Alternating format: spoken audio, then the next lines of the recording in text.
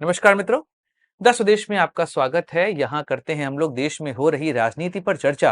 अमित शाह का लोकसभा में दिया एक बयान यूपी की राजनीति को गर्माहट दे गया है। अखिलेश यादव के तंज पर अमित शाह ने कहा कि तीसरे टर्म में लौट रहे हैं योगी आदित्यनाथ। यह बयान बहुत महत्वपूर्ण है क्योंकि अभी कुछ दिन पहले योगी आदित्यनाथ का एक इंटरव्यू आया था जहां पर उन्होंने कहा था, यह मेरा फुल टाइम जॉब नहीं है, मैं वापस लौट जाऊंगा अपने मठ और वहां करूंगा काम। मैंने तब अपने वीडियो में कहा भी था कि यह पूरे तरीके से राजनीतिक बयान है, दबाव बनाने का बयान है। ऐसे में इस मुद्दे पर यहाँ पर चर्चा करना आवश्यक है। तो हम इस वीडियो में दो विषयों पर चर्चा करेंगे। एक आंतरिक गतिरोध जो बीजेपी में दिखाई देता है और एक बात करेंगे बाहरी दबाव की। दोनों विषयों पर यहाँ करने वाले हैं चर्चा। नमस्कार दोस्तों, मैं सुधांशु, आप देख रहे हैं द स्वदेश। दोस्तों, द स्वदेश एक मंच है जहां पर हम निष्पक्ष पॉलिटिकल एनालिसिस करते हैं। अगर आपको हमारा पॉलिटिकल एनालिसिस पसंद आता है तो आप यूपीआई के माध्यम से हमारी मदद भी कर सकते हैं। बाकी हमारे चैनल को सब्सक्राइब करिए, वीडियो को लाइक करिए और वीडियो को शेयर जरूर करिए।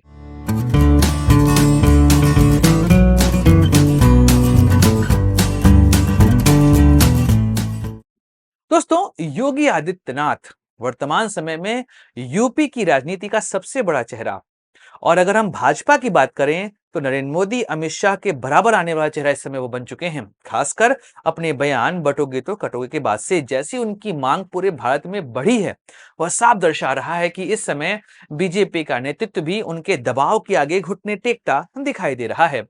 2017 में जब भाजपा बहुत सालों बाद उत्तर प्रदेश में अपनी सरकार बना रही थी, उस समय योगी आदित्यनाथ ने दबाव डालकर अपने आप को यहां पर मुख्यमंत्री बनवाया था, जबकि उनके पास कोई भी प्रशासनिक अनुभव नहीं था। लेकिन फिर भी वह देश के सबसे बड़े राजनीतिक सूबे के बन जाते हैं मुख्यमंत्री। और उसके बाद कई तरह के बयानबाजियां हमको दिखाई दी, आंतरिक और बाहरी दोनों। पहले डिस्कस करते हैं बीजेपी के अंदर की आंतरिक समस्याओं की। अब इसमें हम एक जो राज्य में दिक्कतें हैं और केंद्र में दिक्कतें, दोनों बातों को यहां समझने वाले हैं। अब राज्य में अगर आपको याद हो, जब 2017 में नतीजे आए थे उत्तर प्रदेश विधानसभा के, तो उस नतीजों ने स्पष्ट किया था कि बीजेपी को जो बहुमत मिला है वो नरेंद्र मोदी के चेहरे के स्ट्रॉन्ग मैसेज के आगे मिला हुआ है। जैसी जीत 2014 के लोकसभा चुनाव में भाजपा को वहां मिली थी, वह कैरी फॉरवर्ड यहां पर हुई थी। लेकिन उसमें केशव प्रसाद मौर्य ने जो मेहनत की थी, क्योंकि उस समय वह बीजेपी के उत्तर प्रदेश के अध्यक्ष थे, उन्होंने जो मेहनत की थी उस मेहनत का नतीजा था कि उत्तर प्रदेश में भाजपा को इतनी बड़ी जीत मिली थी। और अमित शाह ने 2014 में जो यहां पर इंजीनियरिंग की थी, उसका प्रभाव भी आपको 2017 के विधानसभा चुनाव में देखने को मिला था। लेकिन जब मुख्यमंत्री बनाने की बात आई, कई सारे नाम यहां पर चल रहे थे, लेकिन अचानक से एक नाम आता है योगी आदित्यनाथ का। सबको पता था कैसे दबाव डालकर योगी आदित्यनाथ ने अपने चेहरे को यहां पर मजबूत बनाया था, और फिर केंद्रीय नेतृत्व भी इस पर झुका और उन्होंने योगी आदित्यनाथ को यहां पर मुख्यमंत्री बना दिया। लेकिन वहां से उत्तर प्रदेश में केशव बनाम योगी की राजनीति शुरू हुई। इस राजनीति को लगातार हवा प्रदान की गई। कहां से? बीजेपी के शीर्ष नेतृत्व से। और वहां से यह अदावत बढ़ती गई और 2022 में अदावत और बढ़ी, जब केशव प्रसाद मौर्य अपनी सीट हार जाते हैं सिराथू से विधानसभा की। तब तो केशव बनाम योगी लगातार यह गूंजता रहा उत्तर प्रदेश में। हर तरफ यह दिखाई देता था कि केशव और योगी एक दूसरे की पावर को काटने का प्रयास कर रहे हैं। और 2024 के लोकसभा चुनाव के नतीजों के बाद तो योगी के ऊपर खतरनाक प्रेशर पड़ चुका था। कई सारी खबरें आई कि योगी को हटाकर यहां पर किसी और को मुख्यमंत्री बनाया जाएगा। केशव प्रसाद मौर्य लगातार प्रयास कर रहे थे कि वह यहां पर अपने आप को एज अ फेस रिप्रेजेंट कर सकें, क्योंकि सीधी बात है 2017 में जो भाजपा को यहां पर विजय प्राप्त हुई थी, उसमें केशव प्रसाद मौर्य का बहुत बड़ा योगदान रहा है। तो यह बात यहां पे स्पष्ट थी कि केशव बनाम योगी चल रहा है। इसी बीच में 2024 में उत्तर प्रदेश में उपचुनाव हुए। इस उपचुनाव के नतीजे ऐसे आए कि योगी का चेहरा स्ट्रांग हुआ। लोकसभा और यूपी उपचुनाव के बीच में एक ऐसा नारा था जिसने योगी के लिए माहौल बनाया था, वह था आगरा में दिया उनका बयान, बटोगे तो कटोगे। इस नारे का प्रभाव हरियाणा और महाराष्ट्र तक चला और भाजपा को यहां पर विजय प्राप्त हुई और योगी अचानक से लाइमलाइट में आ गए। उसके बाद दो और इवेंट हुए। इन दोनों इवेंट ने योगी का चेहरा और मजबूत कर दिया। वह था मिल्कीपुर में होने वाला उपचुनाव, उसमें भाजपा की विजय, और दूसरा था प्रयागराज में महाकुंभ। महाकुंभ को योगी आदित्यनाथ ने अपने राजनीतिक रसूख को बढ़ाने टाइप के इवेंट में यूज किया, और प्रयागराज का महाकुंभ योगी के लिए एक ऐसा माहौल बना के गया कि अब पूरे देश में योगी की चर्चा हो रही थी। अब इन सब लड़ाइयों में केशव प्रसाद मौर्य कहीं पीछे छूटते दिखाई दे रहे थे। तो अब योगी उत्तर प्रदेश में बीजेपी का सर्वमान्य चेहरा बन चुके थे, खासकर प्रयागराज महाकुंभ के बाद। और साफ है कि 2027 तक उनको यहां पर कोई छूने वाला था नहीं, और 27 में भी भाजपा के वही फेस बनने वाले हैं। लेकिन इस फेस के बीच में एक और राजनीति थी, भाजपा के बाहर की कलह, और वह कलह थी केंद्र की। क्योंकि नरेंद्र मोदी 2029 के लोकसभा चुनाव में बीजेपी का चेहरा रहेंगे कि नहीं रहेंगे, यह कोई कह नहीं सकता।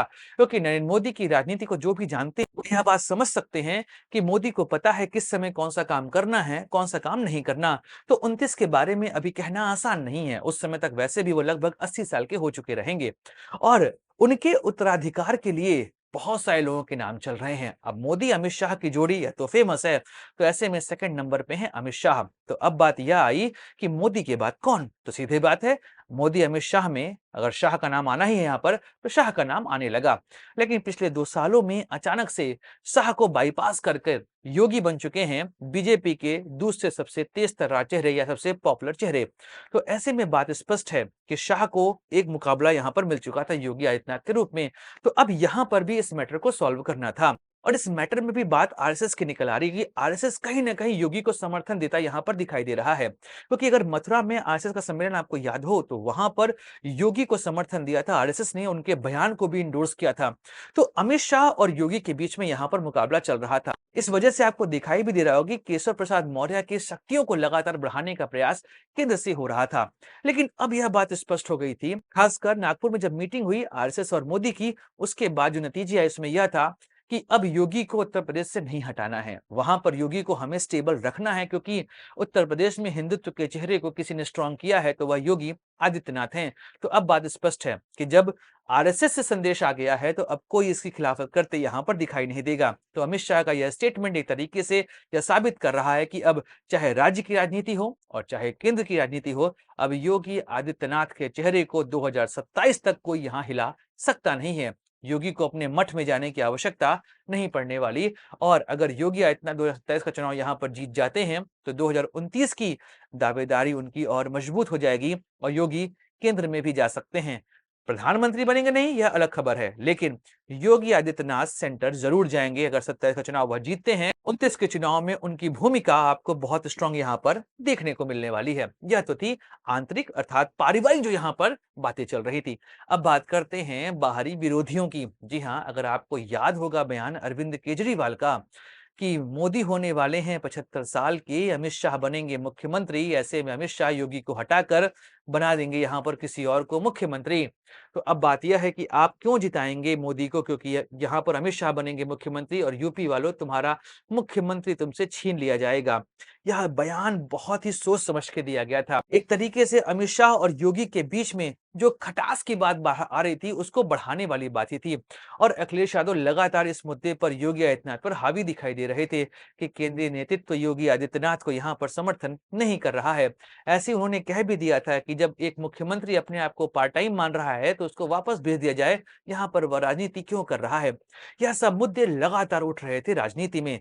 तो आम आदमी पार्टी, समाजवादी पार्टी यह सब प्रयास कर रहे थे कि योगी आदित्यनाथ और केंद्र के बीच में जो समस्याएं चल रही हैं उनको हवा देकर ऐसा माहौल बनाया जाए कि अब भाजपा में योगी को कोई पसंद नहीं कर रहा है। ऐसे में अमित शाह का लोकसभा में दिया यह बयान एक तरीके से स्पष्ट कर रहा है कि आपसी झगड़े कुछ भी हों, पर पार्टी सबसे बड़ी है और योगी को समर्थन इस समय केंद्र का मिल रहा है।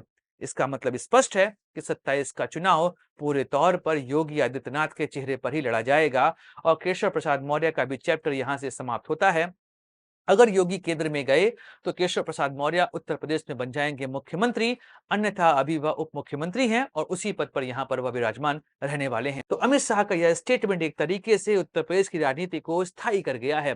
एक तो बात यह है कि अब आंतरिक झगड़े यहाँ पर बीजेपी में जो चल रहे थे वो खत्म हो जाएंगे, और दूसरा जो बाहरी दबाव योगी के ऊपर पड़ रहा था कि उनको हटा दिया जाएगा, इस बात को भी अमित शाह ने यहाँ पर पूरे तरीके से खत्म कर दिया है।